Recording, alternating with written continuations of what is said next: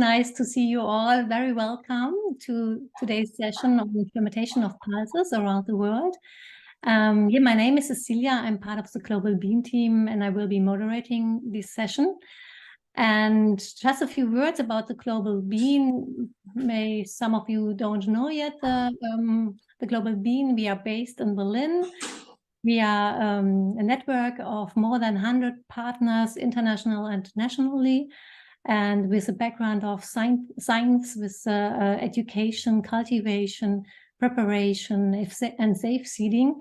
And we share our knowledge and in the sessions like today. And of course, we think to eat more pulses and your daily food will increase your health and also the health of the planet.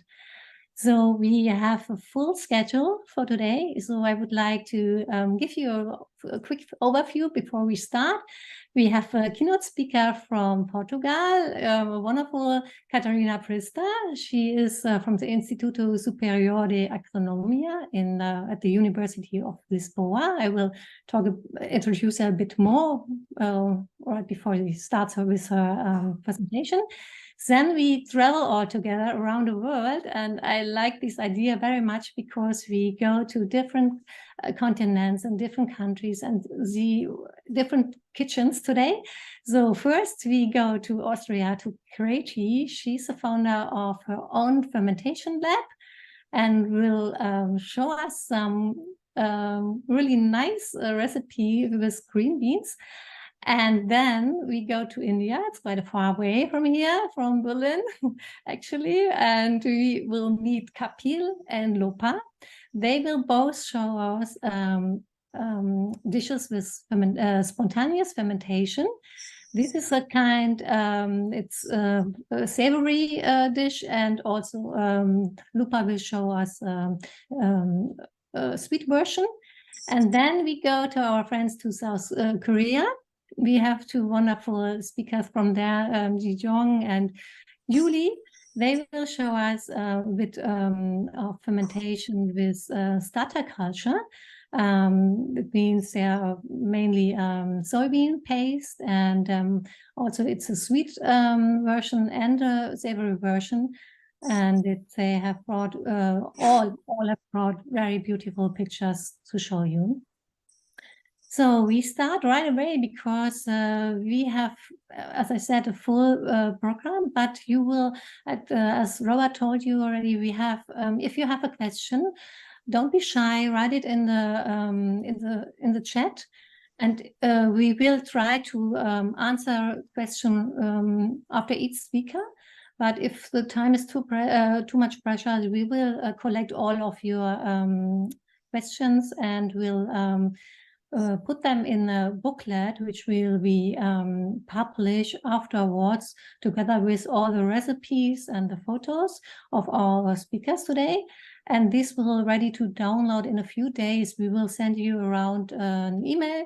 So then when you can go then to our webpage, and as a download link, you can download it. Yeah. Catarina is from Catarina Prista from Portugal. As she told, she is also a professor and at the University of Lisbon, and she's teaching technical microbiology and fermentation, and she is doing a lot of research, and she will give us a great insight in her actual work, what she is working on fermentation, and she's also developing new food products for gastronomy. And I'm so happy to have her here. And I would like to welcome Catarina to share with us her presentation. And so great to have you here. Thank you, Cecilia, and thank you for the invitation. It's my pleasure to be here, sharing a little bit of what we do in my lab around the legume fermentations, pulses fermentations, and not only. I will share my screen. Okay. Let's put it in the presentation mode. Okay. Is everybody seeing well? Okay. So today I will present briefly, I will try to present briefly more or less what we are doing in the since 10 years ago, more or less. So I'm a microbiologist. I start my research on the yeast physiology, and then we open a master on gastronomical sciences. And connected with that, I start to, yeast and fermentations and food, fermented food. Okay, then I add some bacteria and some fungi in the middle, and here what I will present what we are doing now. Okay, so we know that fermented food, so I think the team was chosen by everyone, so we are here to ferment, so probably you will know all of this and all the trends that the consumers are having now. So the plant power, the gut glory, well, good for your health, good for the planet. Okay, not too expensive, of course, not too processed. It's also a thing. And all together, if you put all these tendencies together, the fermented foods are, of course, the main thing that we can choose that combine all these tendencies together. I would like to I like to think like that. So what is the fermented foods? Fermentations are mild and time processes, and they are processes where the microorganisms do something and transform raw materials. Not only microorganisms, but also some things that they produce, enzymes that transform the raw materials, and we end up with a product different from the characteristics of the first, the original product. And they are used for quite a long, all of us know that. And we also know that if you compare what we do as far as legumes concerned, we can have a east versus west versus east thing. And in the west, mainly, at least until a few years ago, we just cooked and eat the legumes, the pulses cooked. Either adding spices or not, adding beans, adding meat or fish, like in Portugal, we use to have some beans with fish together mixed. But in the West, because I'm a microbiologist, I know about the fermentations in the West, in the East, and in the East. What they do, they use all of these things and they fermented them. So the base of my research on fermented pulses was everything was based on the knowledge that some people ferment legumes and we don't ferment legumes. And because of that, we cannot take advantage of all the good things that the fermentation brings to the fermented products. Like, for example, higher diversity, of course, and need to keep on schedule, higher diversity, so we can ferment the same raw material in the different ways and get different products with completely different characteristics. And food diversity is always good for us, like an increased preservation and safety, because we can, with fermentation, of course, degrade some toxic compounds, for example, increase the shelf life of the products. Some products that could not be preserved otherwise can be preserved if they are fermented. They have a much higher shelf life, longer shelf life. And because of that, because some products are very perishable, they degrade in, we collect them and okay, in 1 week they are completely spoiled. If we ferment, probably we can use them. So, and we can just take advantage of local products and increase the sustainability of the processes. Also, besides all of these advantages, we have the advantages for our health and for ourselves when we are eating the fermented foods. The increased digestibility, because microorganisms produces lots of enzymes and they do a part of the job before we eat the things. So when we eat the things, they are already half, more or less half digested. So it will be much easier to consume them, to take advantage of all the nutrients. And the nutrients are not only those that are in the raw materials, but those that came along with the microorganisms.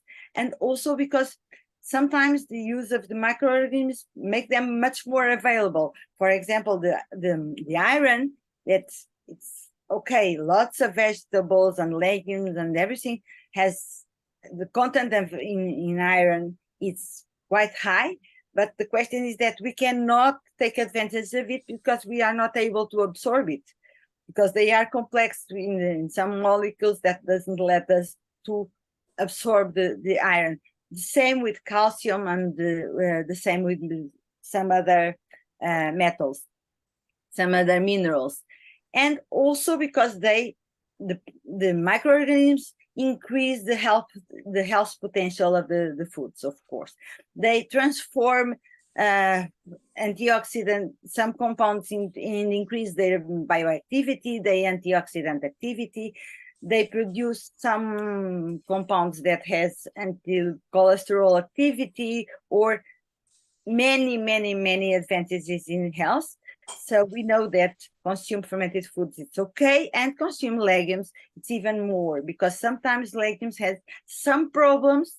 For example, some sugars that could not be transformed by us and reach the gut intact, and they are fermented by bacteria, and we have gases if we eat a lot of beans, for example, or some other anti-nutritional factors that make them less digestible. And with the action of microorganisms, of course, we can improve all of that.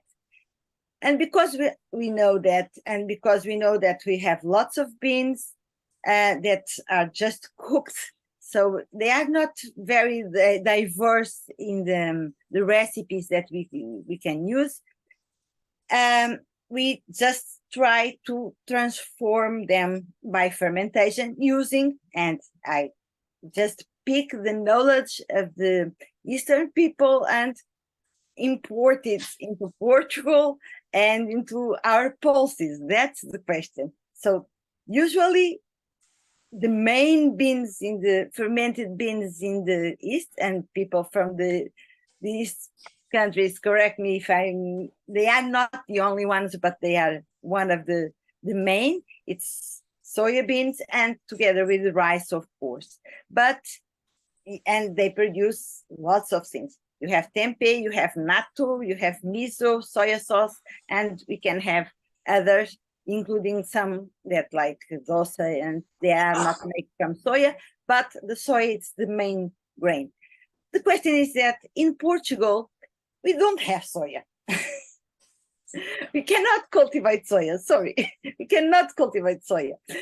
I think what the agronomist, because I'm not from the agronomy field, the agronomic people say is that soya needs cold when we don't have cold. And to have, okay, if we need hot, we have greenhouses and everything, but to have cold in some specific times of the year, not even in October, because we have 35 degrees today. It's a lot. But okay, it's not possible. So even when people want to have to be environmental friendly, not eating meat and take care of the environment with a low carbon footprint and everything, soya, it's not a good thing. Because in order to eat plant-based soya products, we need to import the soya. So we need to import something, and we need to have a very huge input in carbon by importing the soya. And we have so many legumes, so many pulses in Portugal that are not used, and we should promote their consumption. Why not to take advantage of the fermentation knowledge from the East people, from the Eastern countries, and import it to the Western pulses? the base of my research, the basis of my research are these ones. So we just look at what we have. We have chickpea, lots of chickpea. We have grass pea, and I worked in a project with Carlota Vaspato. A previous one. Now we have one European project where we are, but the previous one in grass pea, and we started to look if we could ferment grass pea. We have lupin that we only use for take it with beer, like a salty thing, not more than that. Some people use it like it's flour, but use it very low, and it's a very rich protein-rich product. We have coffee, whatever. These are examples, and we have more. So we have such a diversity in pulses. Why not to take advantage of that and to ferment them? So the idea is this one. It's to produce fermented products from grass pea and other legumes, and then after producing the fermented products, to use these fermented products to produce other products that incorporate these fermented products as flour, as paste, or whatever use we can give them in order to increase their use and to increase the diversity of things that we can make with them. So, and besides that, because the producers are important to us, both the people that cultivate the pulses and the people who locally transform these pulses, we need to add value to promote the use, and promote the use by giving the tools for the producers to produce something that has an added value. And okay, if you can tell the people who consume that it's good for your health, better. So first, and I will talk basically about two different products that we focus more. One is miso. I don't need to explain what is miso to these to the people that are here. So we have different kinds of miso. Miso is very rich in nutrient, and it's usually made with soya, not only but with soya with soya beans. And what we do, what we did is just to pick the fermentation process and to transpose it to grass pea and others. Grass pea we have more work done in grass pea because it was the first Portuguese pulse that we used to do that. And what we did is to produce miso, and produce miso in two different ways. One, using the traditional process, just with the traditional inoculum that we got from some people, and also to produce miso using starters, because I'm a microbiologist, so I like to play with the microorganisms and to know what they are doing exactly. And using inoculating the process, it's a way to standardize the process and to be sure that everything is okay.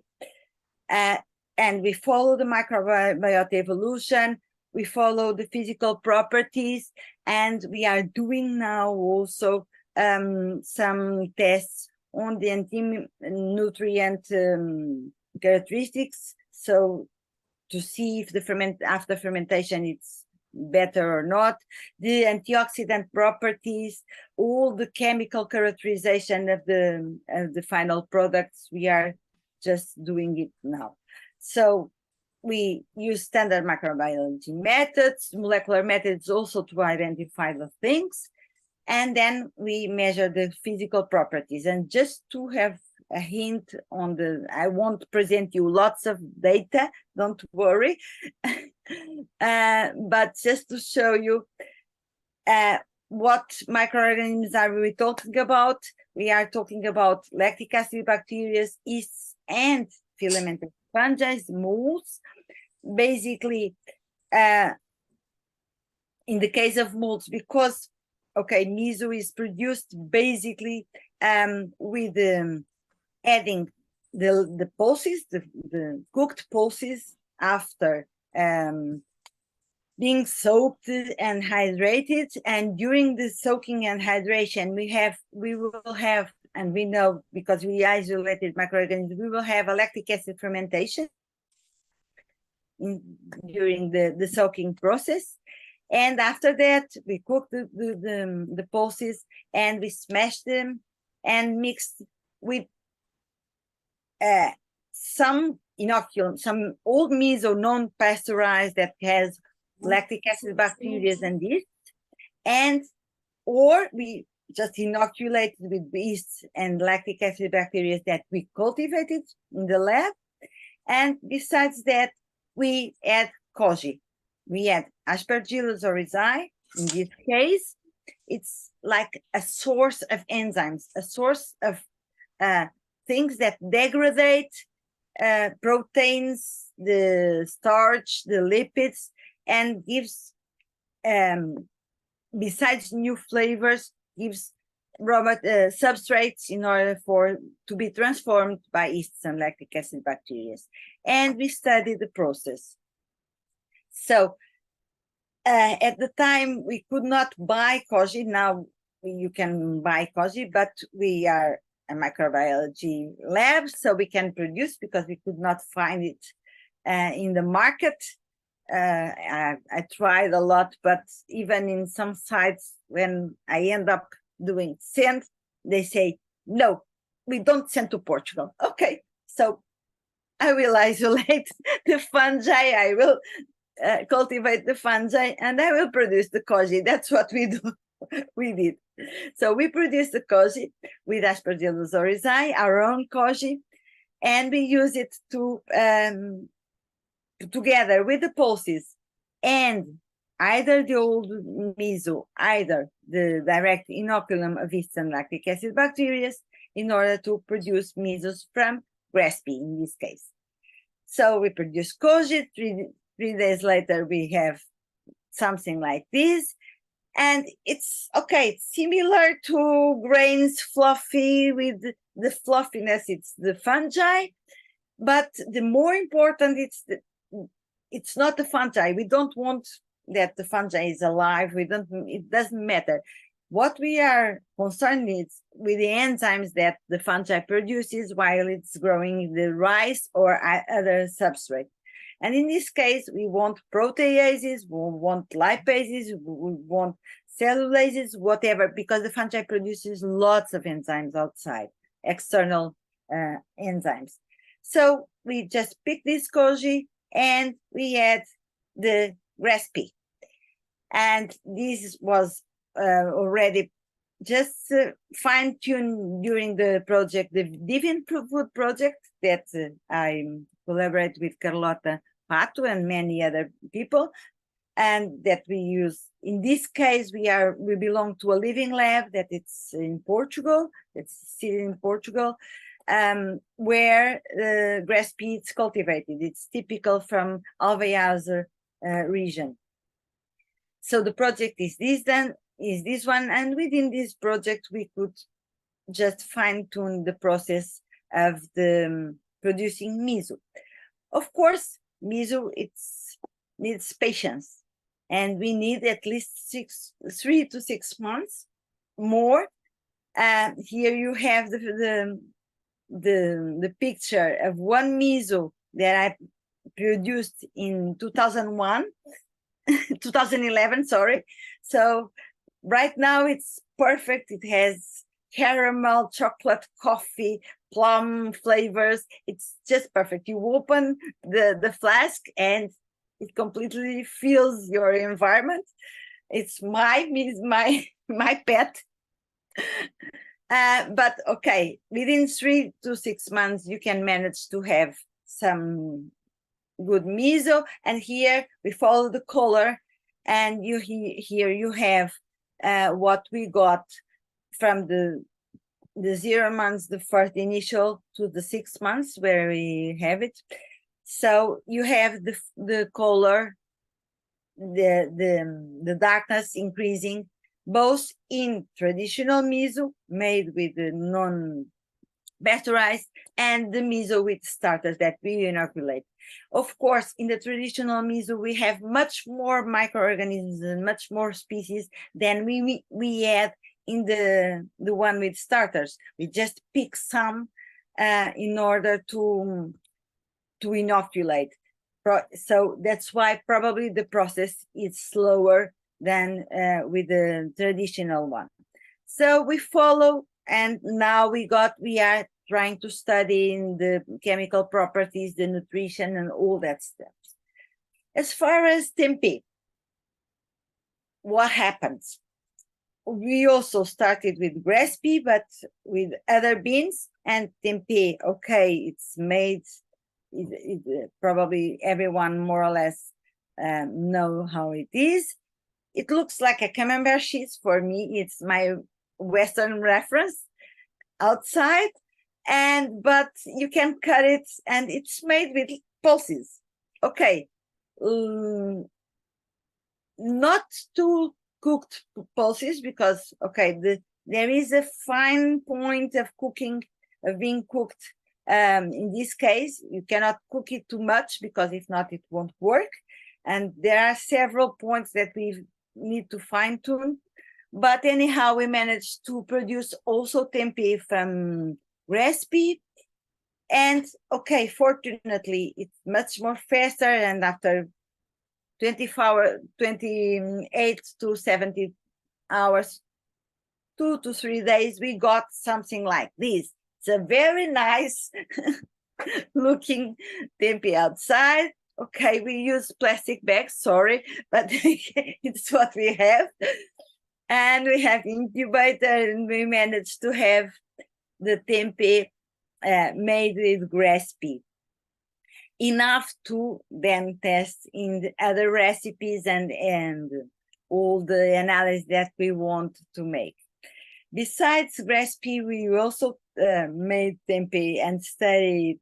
I had a master student 1 year ago that tested tempeh with other legumes.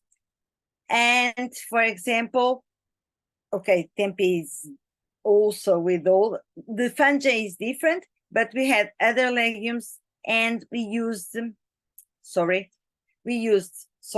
as comparing. It's our standard because it's the normal one, but we also did it with green peas like that, and you have the evolution here. And we also did it with lupins, and you have it here. So after 48 to 72 hours, it's done. And then you have a maturation process, and it gets, at the beginning, it gets lighter. And then after the process, the fermentation process is done, when you start the maturation, it begins to get darker and darker. Of course, the tempeh, it's not the shelf life of the tempeh, if not processed after that, it's not so long. Miso takes, you can have miso for how long you want. And we also tested the antimicrobial properties, for example, of miso.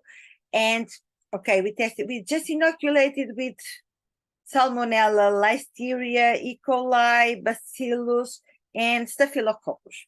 The worst things that you can imagine, we just pick them and put it inside the miso. And then we take samples. And after 48 hours, most of it, and for Salmonella and Listeria and E. coli, nothing is there. Everything died.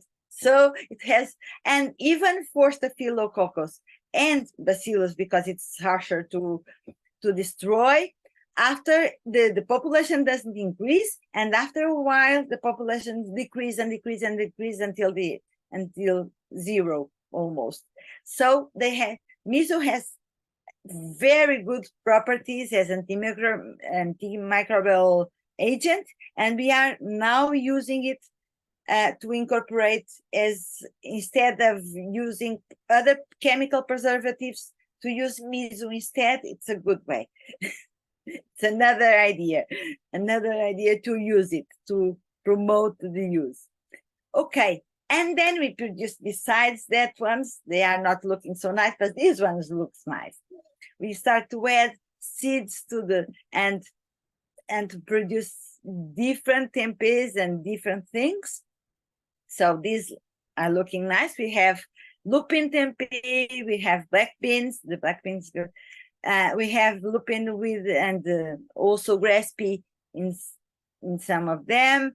We have pumpkin seeds together, so they are very, look like the windows that you have in the churches, like that's my image.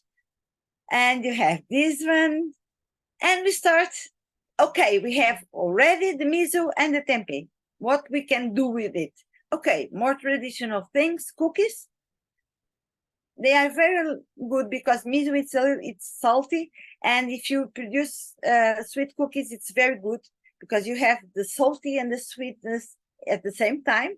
And when you produce it, in order for the science fairs and things, and just to show, they simply disappear. So it's a good consumer test. We have bread that gives a very nice color, and you have not fettuccine, spaghetti, sorry. And we also did some gastronomical inventions because we have Cooking Lab, it's a company with food innovation, and we incorporate the miso as an ingredient of different things. The idea is if we can go to the chefs, the restaurants, and show them that they can use miso in different things, it will promote the use, and it will be good for the producers. We also did the same with the tempeh, and of course we use the tempeh in traditional ways, and also in cookies, both salty and sweet cookies. In the case of miso, we just incorporate the miso directly. It's a paste, so it's quite easy to use it. In the case of tempeh, what we did is just to dry it and convert it into flour and use it as part of the flour used for to produce both crackers and sweet cookies. So these are the innovations that we have. Now, next. More recipes, more ways to create different applications, to isolate and create new starters that could be more efficient, to teach the producers how to produce. And that's why what we are doing in the Divine Food Project, we are just connected with the producers and the people who transform the legume, in this case grass pea, in order to teach them how they can use. And for example, for the grass pea, it's very good. They are very happy because grass pea has bugs in it, and when they collect the grain, they could not see because the bug is inside and just came out after. I don't know if I can explain that without knowing agronomical stuffs, but they only find that that has holes in it after. And that one they could not sell. But the grain just have a hole that just doesn't have the bug. So we can just convert it into fermented and convert it and use it just like that. And something that could not be sold can be used in another product that probably will be sold with a much higher price and much healthier. That's another thing. So just to end, just to present the fermenting team, these are the main, of course, there are many people who passed through my lab, and all this work could not be done without all these students that were here, but these are the main faces that are more or less permanent. Me and Annabelle and Mariana, who are professors here at the Institute, the Agronomical Institute in Lisbon. Rafaela, Anna Catarina and Sarah, who are either researchers, they are PhD students. Sarah, it's not fermenting legumes, but before she fermented legumes, she using different parts of plants to be fermented, non-used parts of plants. But Rafaela is doing his PhD in miso, cowpea, chickpea, and lupin miso, for example, and tempeh. So, and just to show you where we are working, is this green area. It's actually our institute, so I think it's the best place to work in Lisbon. And my lab, it's this wood cabin. It doesn't look like a lab, but it's a lab. And we also have a kitchen where we do all the kitchen, the gastronomical part of the things in another place. So thank you for your attention. I hope not take you too much time. Thank you so much, Catarina, for this amazing insight. It's so interesting to know that with grass pea, which is what it's possible to produce. It's because and I have the impression that Portugal actually is a hotspot for fermentation. You know, also Marta from she told me about a student which was working on kombucha with fermented green leaves, green bean leaves. And I this, also do that in my classes. That's so interesting. Thank you so much for sharing all this. So we got one question. There's someone asking how much miso per bread or cookie dough. I think it was when you were speaking about the sweetness and the salty of the cookies. We tested different concentrations, different quantities, different percentages. And for the miso, it's not too much, but we can incorporate until up to 6 to 10% of miso paste into the cookies. The problem is technological more than the taste, because if you incorporate more, probably you cannot mold the cookies well. You get a pasty thing, sticky thing, so we cannot do the cookies and cook the cookies. For the tempeh flour, we incorporate up to, but we dry it, so we somehow concentrate it because we remove the water, and we test it with 2%, 4%, and 80%. And we tested, we also give to perform some consumer tests, and the preferences went to the 4%, but until 8% it's possible to substitute the flour by tempeh flour, recipe tempeh flour. Thank you. So more and more questions coming in, and this one is, I think, a bit more, maybe you know, how do you use tempeh or miso as a methyl cellulose replacer? It's not as a replacer. I use it with methyl cellulose as an ingredient in order to, in this case, to have a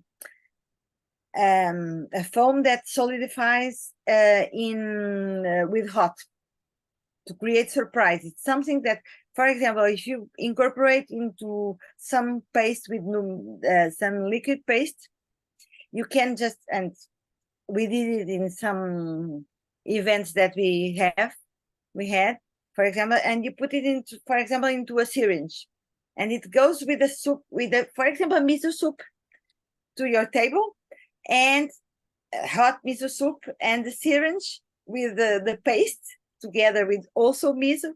And if you just press it and put it in the soup that it's hot, you will get some kind of like noodles in your soup that you made by yourself. It's just to create surprise, and the surprise is also a way to promote. It's the funny to play with food. It's also a way to promote the use, and for example, for children, if you solidify with the vegetable gelatin, you can do it with the spaghetti. It's different, it's funny, and you can use it as a way to promote the consume of things that otherwise they just reject. I don't want beans and I don't like, or whatever. Thank you so much. We have actually 2 more questions, but we collect them and we answer them later because we have to go on. So we go on. We stay a bit still in Europe because Europe doesn't have a big tradition on fermentation with beans, but only with green beans. And there are actually different ways with Phacereus beans to fermentate them. You can fermentate them in a raw state, but also cooked. So we go now to Greti, to Austria, to learn more about how she is actually fermentating green beans. I'm happy to welcome you, Greti here with us. Greta has founded her own fermentation lab in Austria, and she's giving workshops and classes on fermentation of vegetables, but also drinks. But today she will share us a recipe with green beans. So please, I don't see you, Greti, yet. So we share your screens. Hello. Hi. Hi. I just want to thank you for the nice presentation, Catarina. You remember me study time when I learned food technologies in Romania. And I want to say that after almost 30 years working in the industry and with these cosmetic ingredients like methyl cellulose, also I decided to stay basic. And I create an association where I learn people to ferment, and the closest one is a lady who let me to work in her kitchen because in my one was no more place. I taste all the recipes you mentioned in your laboratory, but only in a farm kitchen. And I'm very thankful to Cecilia that I have my moment of creation. In Romania we used to ferment much more than here in Austria, where I'm living now. And I combine what I learned from home with what the Asiatic culture brings, with kimchi and soya sauce and miso. And I did such a glass with beans, but the question is, for many years, how do we eat that? We fill the cellar with a lot of vegetables, fermented vegetables. All what is on the field, we put it in the glass to see to analyze the changes in the taste and in the consistency and what is better and what combined better with the other. But still they are staying in the cellar, and it's very hard to go away from it. We have that 3 years. Glass is very good, but they are not integrated in our alimentation. And now thinking that we want to stay close to the nature with very thin recipes, I decided to put these beans on polenta. I did also a glass with cotton beans. I made also different variety of how is with fresh bean, how is if an old bean can still be used. And this happily is the situation is like that. If we have fresh beans, we don't need to boil it. They will be very they will be easy to eat like they are. But if they are older, we have to cook it before. And they can stay even like they are. So you collect everything from the field and you put it in a jar with salty water and eventually some spices.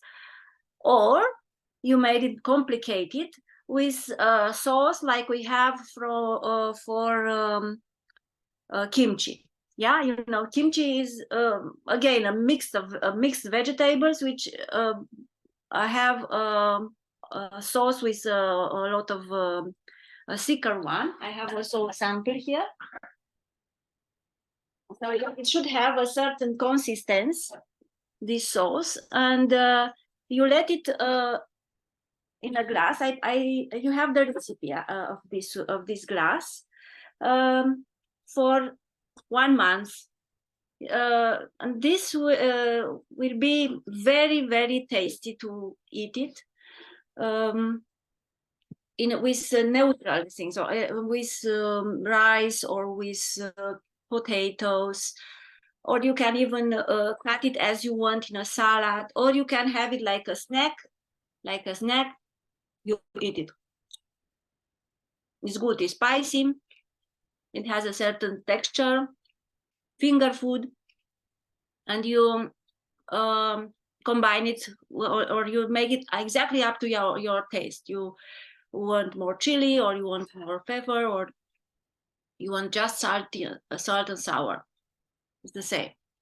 And yeah, we drink it. You can also drink it with a wine. Even many people said that fermented food doesn't go well with wine because it's the same, this sour. But no, if you have a good buffer component like polenta, you can even drink a sour soft drink or a wine nearby. And I think that it's very easy to do it, extremely easy, and helpful for our health and for the nature as well. But of course, first of all, you have to collect the pisole, the bones from the field. From the field, actually, this is the most time-consuming. Yeah, so that is a port to your meeting today. Yeah, thank you so much, Greti. We're looking all forward already for the recipe with the kimchi combination, because I have never done it and it looks so delicious. Thank you so much for sharing, and I found it so funny that you know each other, for Catarina and you. So no, we don't know it. I just compare with my. Okay, I'm sorry, I misunderstood. The laboratory, the micro, which I love it when I was a student. Just after all, I passed through all steps of all the department of industry. Yeah. Yeah, thank you so much. So there was one question. We provide all recipes we speak about today, so don't worry. And also, if you have any questions, there's one question from Greti. Which spices do you use for green beans? Okay, so for green beans, generally speaking, the pepper, senf, and cumin. And garlic necessary, but for the kimchi, we have also ingwer and garlic and onions and apple, like sweet delivery, and gojugaru, also the typical spices in kimchi. Yeah. It is written in the you will let them have the recipe, yes? Okay. Yeah, sure. Yeah, we collect all recipes we speak today about, so don't worry about it. You will also get all the answers. So now we travel a bit further, actually to India. For myself, I didn't actually hear about fermenting raw beans, and they have only a very short fermenting time of 6 hours. So I'm really happy that we have tonight 2 people to speak and show their recipes. But I also found out that in other regions of the world, like West Africa, in Nigeria, and also in the Afro-Brazilian culture, they have this preparation method, very traditional use. I mean, they start with the same, but at the end it's a bit different. So we see now actually two methods. One from Kapil. Kapil is the founder of Edible Roots, and he founded with the aim that more and more people growing their own foods. And in 2021, they were the winner actually of the global competition for the best small business as part of the United Nations food system. And I forgot to say, Edible Roots is India's largest organic farming organization. And we are so happy that we have tonight, actually 2 people, Kapil and Lopa. But we start with Kapil. He has brought with us a short video showing us how to make dosa. Hello, everyone. I'm looking forward to this session. Today, what I will be sharing with you is a very common fermentation process and a recipe that's followed mostly it's a South Indian recipe. It's the traditionally, but it's eaten across the country. All parts of the country have some sort of a variation of it that is being utilized and cooked for that.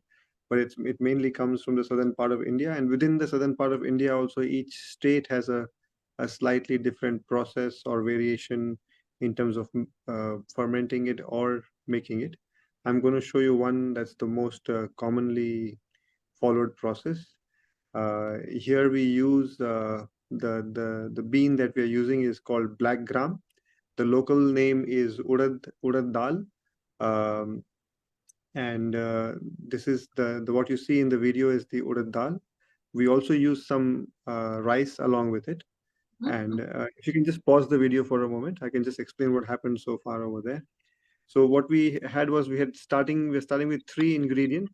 One is the urad dal, which is the legume, and then we have some white rice, about 2 to 3 times the amount of legume that you have, and we also put a spoon of fenugreek in the rice, which acts as the activator for the fermentation process.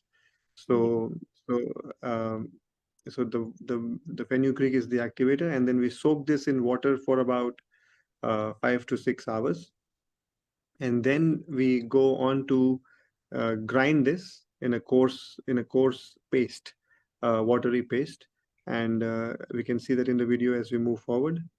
So the next, after the soaking has been done, we put it in a grinder, and we blend it all together, the fenugreek, the rice, and the legume, and then we keep it in a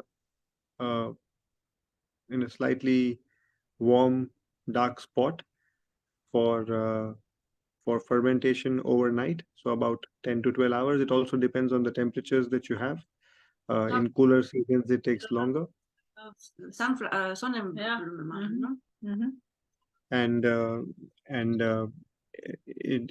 a warmer temperatures, it'll take a slightly shorter time, but about 10 to 12 hours is what we ferment it for.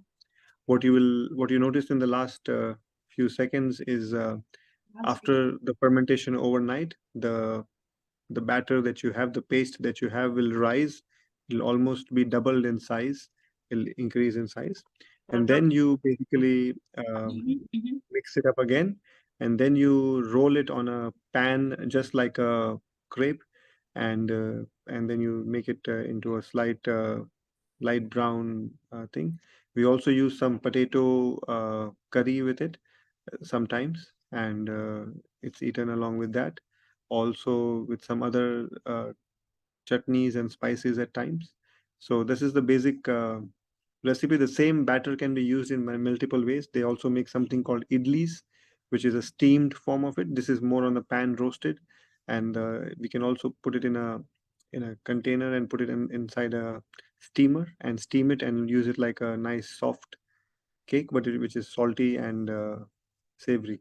So that's there are many variations to this batter, but this is a very common way to ferment the black gram, and it's a very quick process, maximum 24 hours from the beginning till end. And if you don't count the soaking time, then the fermentation overnight, and then pretty much you can use this over the next day or for next 2-3 days. After the fermentation process, we usually put it in the refrigerator so that it doesn't become too fermented, and we keep using it for a day or so, and it can be made fresh and whenever you need it with a day's plan ahead. I'll be happy to take any questions.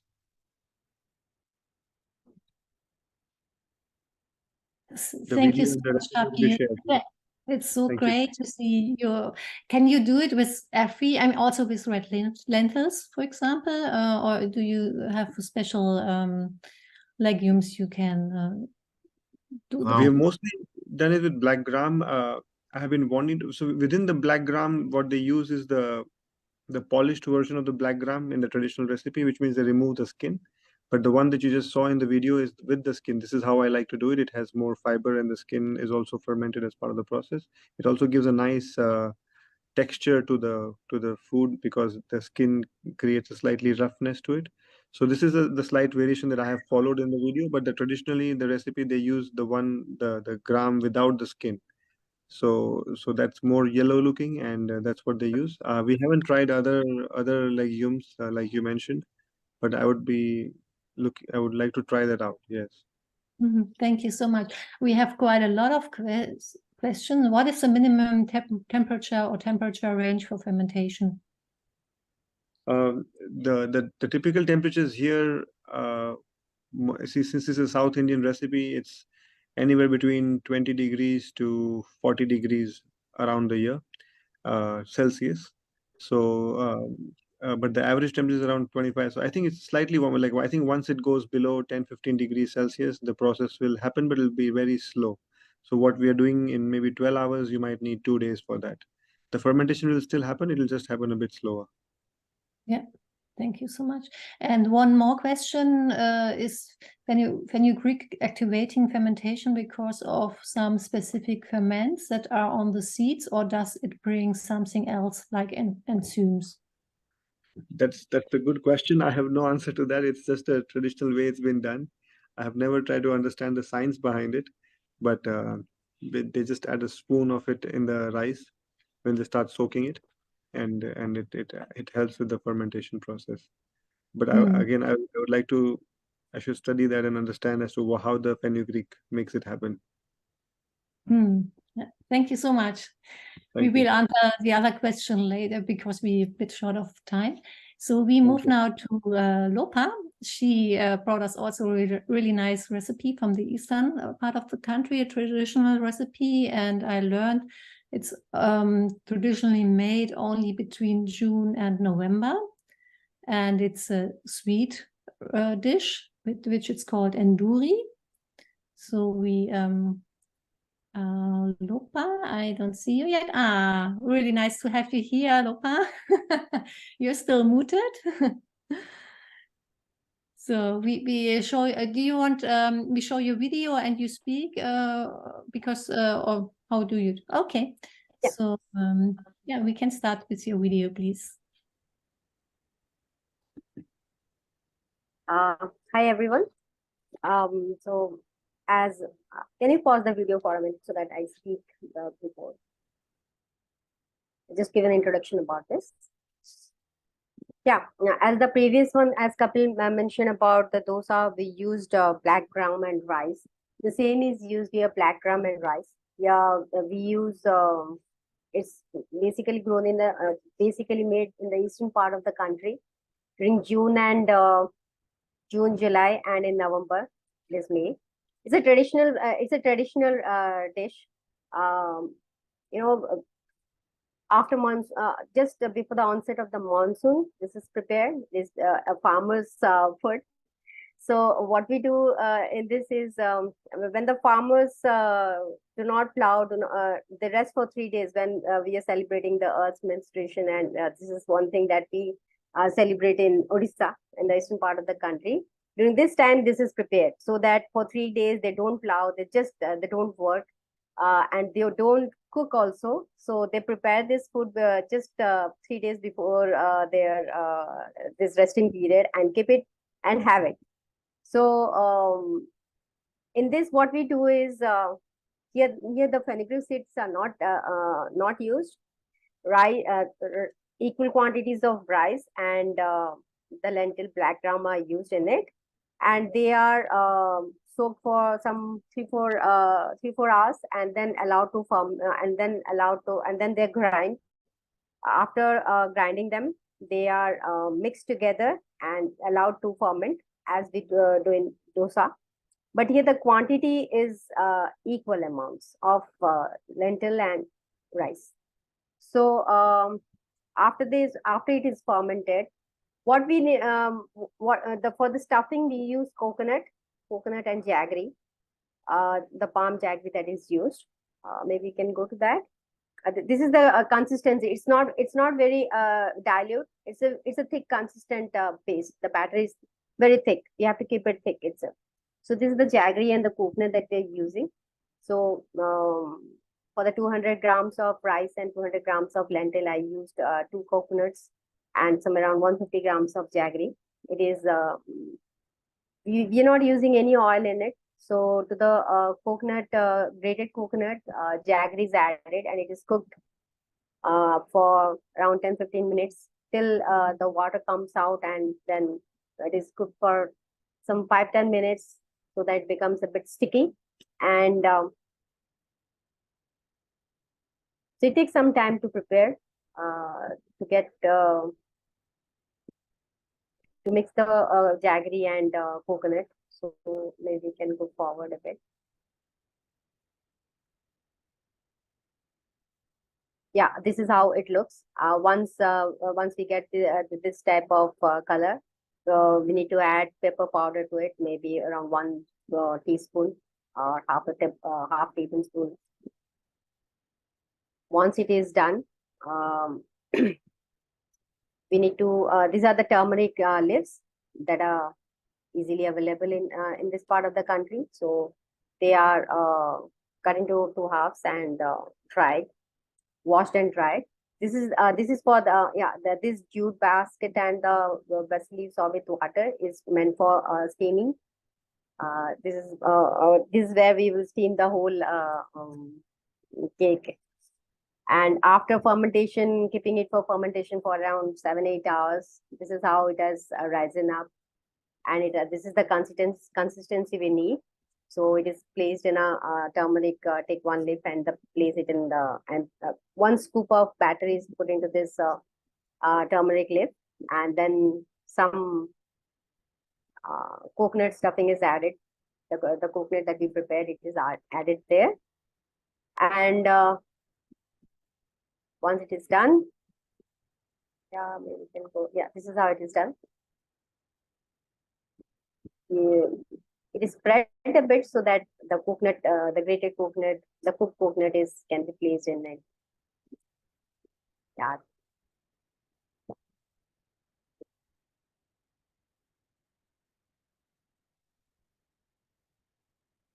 Okay, this is a traditional way of doing this. This is what my mom is doing, helping me out. So I placed it in the in the jute basket, and we can place around 8 to 10 pieces of it, so that that takes less time to prepare more. We use this turmeric leaves so that the aroma gets into the batter, gets into the cakes, and it tastes wonderful. Yeah, this is how. Oh, okay, it went fast. Can you go a bit back? Once they are placed, we have to actually need to take some precautions that it doesn't get out. The batter that we have placed is placed nicely. It's placed to one side, and then we then cover it with a plate and place some heavy object over it so that the steam gets inside it. Steam is circulated inside it, and the cake gets cooked. So after about 30-35 minutes, it's ready. You can lift it and check whether the whether the lentil cakes are formed or not. Just yeah, the leaf comes out easily. If it is cooked, the leaf comes out easily. We can see the aroma. You can see the vapor coming out of it. There's a nice aroma. Thank you so much. It looks great. I would like to eat it now. So yeah, this is done. This is cooked now. You can see it. So can cool, take it out from the gas and then cool, and then take out the leaves and serve. It's basically eaten not very hot, but It's not very hot or cold, so you can eat once it comes to a normal temperature. Wow, thank you so much, Lopa. It was Again, the great. batter can be kept and can be used for next time if you want. If you don't want to cook it all at the same time, so it can be kept in the refrigerator so that it doesn't ferment further and can be used for the next time. Yeah, that's awesome. Great tip. Thank you so much, Lopa. It was great to see you and to see the dish you provided us. Thank you so much. Yeah. Thank you. So now we travel a bit further. We go to South Korea, and there there's a long tradition with cooked beans, and usually cooked beans, they don't have much of bacteria left, so we use starter cultures. And Catarina gave us already a great overview of the different bacteria, so I think we can start right away with the KBean team. We have two great ladies, Jiyoung and Yuli from KBean. They were visiting last year in Berlin. It was we have still great memories of you.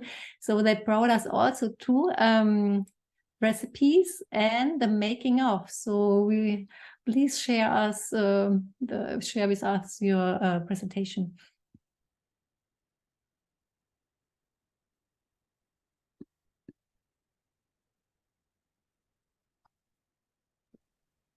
Hi.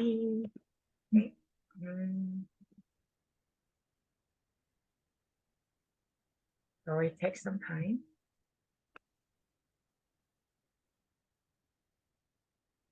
Yes, is it working well? Yes, it's working perfectly. Thank you. Okay, finally, Korea. Good morning, good afternoon, good evening. What time is Good it? night. Actually, it's 1 a.m. in Korea now. Oh, Since this is global meeting, I guess everyone is all be in the different time range. So, yes. So it's 1 o'clock in the morning, but I'm very happy to be here. This is Jiyoung from KBean team in South Korea, and there's another friend, Yuli, also from KBean here. Hi. Hi. Yes, and we are so happy to be here to get a chance to introduce Korean fermented soya, Jang, as well as the recipes to you. And sorry, I forgot the lady from Austria. It was so interesting to hear about this beanchi. And it seems like kimchi, beanchi, like chi become a suffix of indicating fermented food these days, maybe. I'm not sure, but it was so interesting to hear the word beanchi. Anyway, thank you anyway. And I will start. The background. This is a photo of Korean Jang. Since there are a lot of interesting K-food these days, so you probably heard about Doenjang, gochujang, 간장, SSamjang. It's a little bit different from miso because we are using the different bacteria. Yes, Catarina already said for the first session, miso is more like using koji, but doenjang is using Bacillus subtilis instead of koji. So the flavor is different, smells different, the time it takes is all different. And you probably know that Korea developed it in mountain range area. So there are a lot of mountains and we have cold winter season. So Korean people used to eat a lot of wild herbs living in the mountain area. So we usually eat herbs seasoning with this fermented soya sauce called Jang, Doenjang, gochujang, 간장, which is soybean paste, soybean sauce, and more. And this is the picture of meju, the doenjang, gochujang, 간장, SSamjang, the soybean paste, soya sauce, all from this meju here. And meju is made by fermented boiled soybean, and it has to be tied with rice straw, as you can see in the picture, because rice straw is the main ingredient where we can get the Bacillus subtilis from it. And as this microorganism in rice straw decompose the soya, this produce a unique taste and aroma of Jang, Doenjang. So after that, so from this meju, we can make Doenjang, gochujang, ganjang, whatever from it. And this is how we make it. Korean soyas are usually harvested from October to November. This is the season of harvesting soya. And after the harvest from the December, we wash soya and then boil soya and roughly mashed it and then shaped into square. In fourth picture here. And after we make a square shaped boiled mashed soya bean, we dry it. And the winter season here in December is a perfect weather condition to dry this boiled crushed soya without getting rotten. And after that, we tie it with rice straw and then ferment it. And as I mentioned earlier, various molds, bacteria, and yeast hidden in this rice straw are fermenting the soybean very well. And after that, the fermented soybean, this block here, the meju, what I just called, we put the meju into the jar and aged in a salt water. And the soybean blocks, this meju should be floated in the salt water. And we also add some peppers and charcoal. And the reason we are putting this has a magical meaning to have a great taste of fermented soya, but also we believe this prevents all the bad molds to rotten this fermented soya. And on the sunny days, we have to open the lid of the jar to let the sunshine go into it. And on the cloudy days, we have to close the lid to make sure it's not getting rotten from the other germs and molds from the air. So making this fermented soya requires a lot of efforts and a lot of attention, and not just human efforts, it also needs a harmonization of the sunlight, temperature, wind, and time, and everything. Everything's all important factors to make a fermentation. And usually it takes about 50 days to make black clear water and the rest of it. The black clear water, we boil down it and leave it for 3 to 6 months. We call it ganjang, which is soya sauce. The rest of it, the crushed one, we leave it for 3 to 6 months. We call it doenjang, which is fermented soybean paste. So from meju, we can make soya sauce and soya paste, the ganjang and doenjang, both of them together. So this is doenjang soya paste, and this is ganjang soya sauce. And instead of doenjang and ganjang, we also can make gochujang from out of it. And gochujang is a fermented soybean paste made by adding red pepper powders and meju powders and rice powders together. And we also have cheonggukjang, and cheonggukjang is more like miso. We are using koji instead of Bacillus subtilis. And these all different fermented soya seasonings from meju is Korean traditional food. And these are mainly used for most of Korean general food. And I'd like to introduce some food before I introduce recipes about it. The first picture on the top, it's a 나물.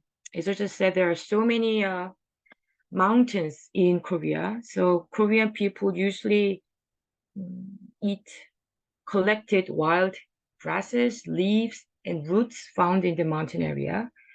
So we boiled it and stir-fried it, and then seasoned with this jang, doenjang, ganjang, gochujang, and we call it 나물. Very general traditional Korean food. And the picture on the bottom, we call it doenjang찌개. It's a typical soup using doenjang, the Korean fermented soya paste in it. And besides 나물 and doenjang soup, we also make 장아찌. 장아찌, you know, Korean dining is based on a bowl of rice and the side dishes around it. And among them, this pickled vegetables we call 장아찌 in Korean word is one of the common dish soaking peppers, perilla leaves, garlics, and more in 간장, doenjang, gochujang to make them last longer. So it's a very traditional way of eating vegetables in the cold season of Korea. And bulgogi, I think you probably all know bulgogi, the most famous Korean food, the K-food, stir-fried beef with various vegetables in it. And this bulgogi also puts soya sauce, 간장, in it. So most of Korean foods are using 간장, doenjang, gochujang, SSamjang. And even this Jang making culture is now on the UNESCO list of intangible culture heritage nomination for 2024. I captured from the UNESCO webpage. And these are the photos posted on the UNESCO website, which I just took it from their website. This lady here, she's the food master of Korea, recognized by the Korean government, which KBean team met last year. And she's also the ambassador of Korean Jang culture. So well-washed soybean placed in a jar and leave it for the fermentation. And after 50 days, this becomes 간장. Then we take it out and boil down to the soya sauce. And after 3 to 6 months for the perfect fermentation, Korean people traditionally make a prayer with a hope to make Jang with delicious fermentation flavor.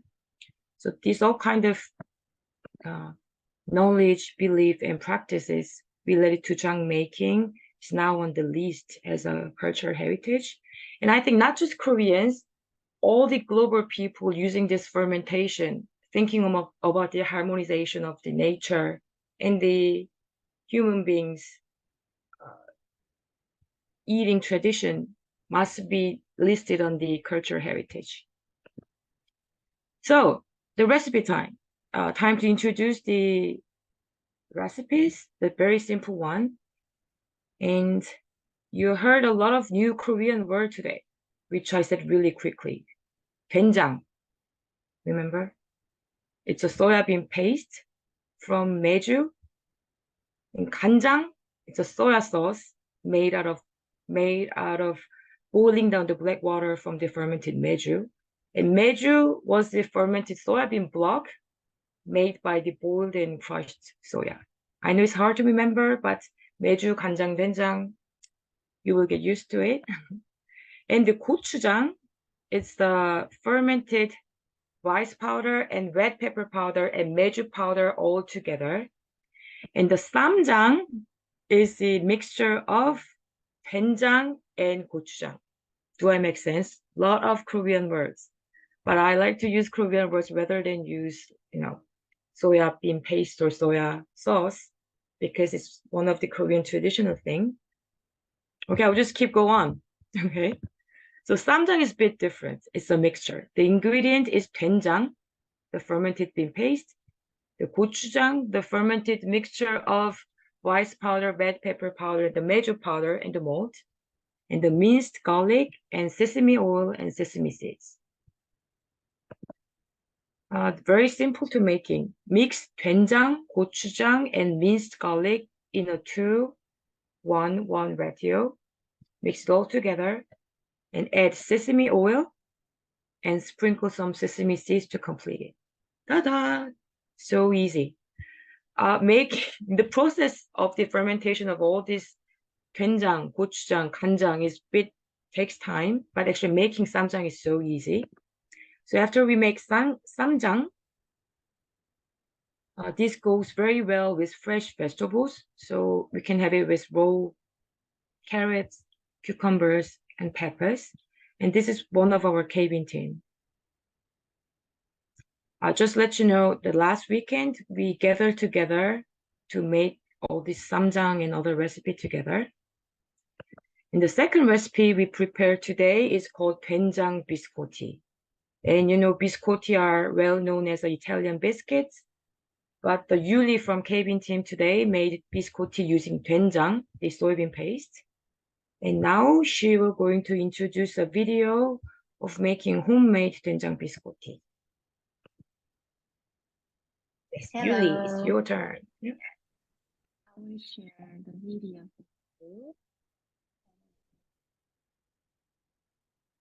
It's a very quick video, so stay focused. Okay.